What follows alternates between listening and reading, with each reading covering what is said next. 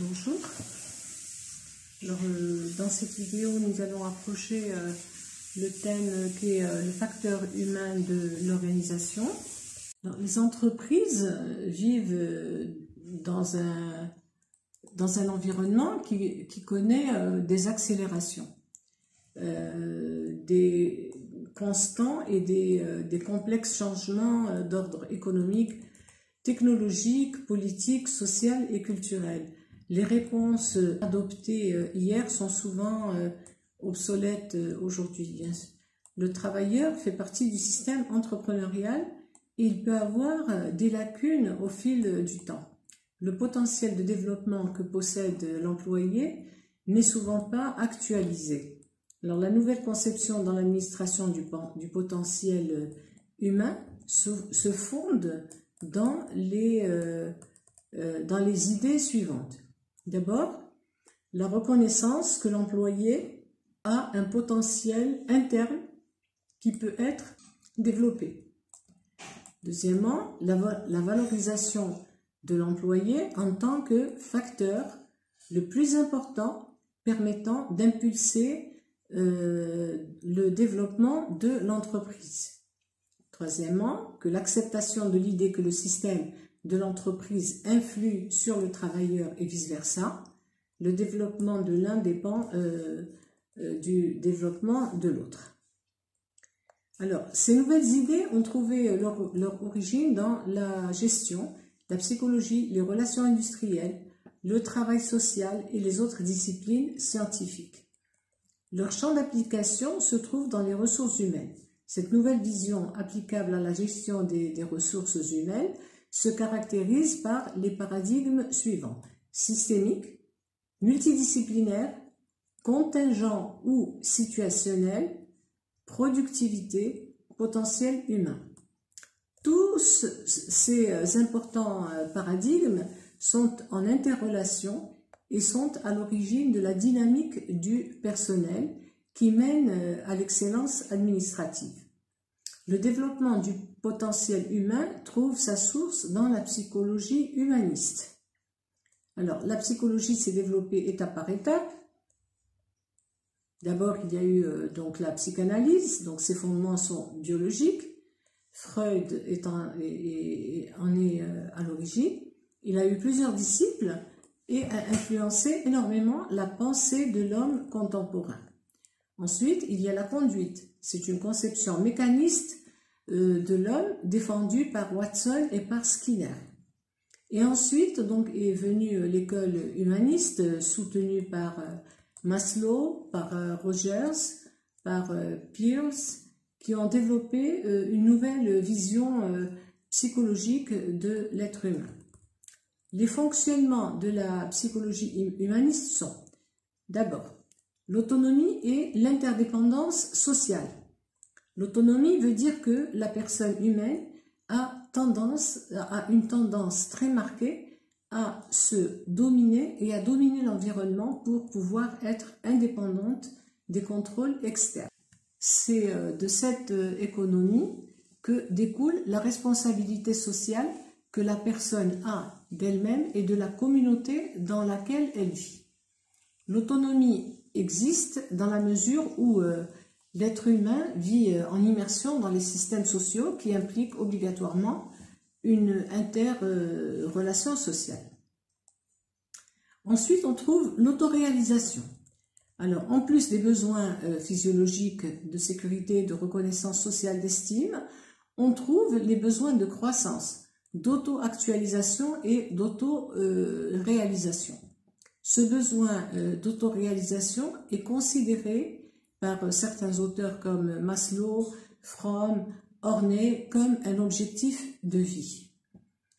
Ensuite, il y a la tendance vers un sens et un objectif. Les personnes ont tendance à réaliser des objectifs parce qu'elles aspirent à une vie en relation avec leurs valeurs internes et leur monde culturel. Des valeurs comme les libertés, la justice, la dignité, la vérité, la bonté, la beauté, etc. permettent à la personne de se projeter dans le futur. Trouver un sens à son existence est important pour la croissance et le développement humain. Et on trouve enfin donc la notion de totalité. La personne humaine est une totalité et une intégrité à plusieurs dimensions, biologique, physique, sociale, culturelle et spirituelle. L'être humain constitue une unité en interrelation avec son environnement qui a un sens existentiel. Alors, c'est cette psychologie humaniste qui donne un support conceptuel important à la gestion et au développement du potentiel humain. Alors, concernant la vision psychologique sur le travailleur, Frankl, en 2014, qui est un psychiatre et un neurologue, apporte un éclairage nouveau sur la possibilité de considérer l'individu dans sa réalité intégrale, c'est-à-dire un être avec un soma, corps, psychisme, esprit. Alors ces dimensions apparaissent dans l'être humain en interrelation et donnent une unité dans la totalité. Freud, donc, qui est le père de la psychanalyse, représente la première école de psychothérapie de Vienne. Adler, qui est un représentant de la deuxième école de Vienne, est le créateur de la psychologie individuelle. Ces deux écoles sont importantes dans le développement de la pensée psychologique. C'est cependant Frankl, représentant de la troisième école de Vienne, qui a mis en relief l'esprit humain. Alors, ces concepts exposés dans de nombreux livres et articles lui ont valu une grande notoriété et la création de nombreuses institutions dans de nombreux pays qui étudient la pensée franklienne. Dans sa vision, l'être humain s'est enrichi de l'esprit humain, de l'importance du sens de la vie et de la volonté. Nous allons exposer de manière rapide, même si les apports de Frankl sont énormes, trois aspects. Alors, le premier aspect concerne les thèses sur la personne humaine.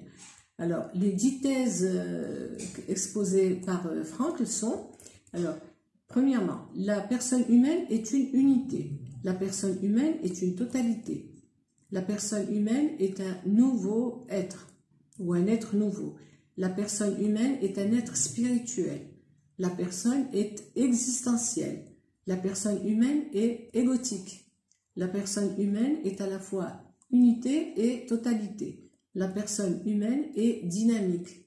La personne humaine est un être supérieur aux animaux. La personne humaine est un être qui transcende. Le deuxième aspect, c'est le sens de la vie. Alors Frankl soutient que ce qui motive l'individu est la volonté de sens, ce qui signifie que ce dernier doit avoir une vie pleine de sens, doit être significative. L'homme est un être à la recherche du sens de son existence, d'une direction, d'un guide, d'une intention, mais qu'il soit libre et responsable. Le troisième aspect, c'est la logothérapie, a une origine grecque, logo qui signifie parole ou discours, et thérapeva qui signifie traitement. Donc d'un point de vue étymologique, la logothérapie est le traitement de la personne à travers le sens de sa propre vie.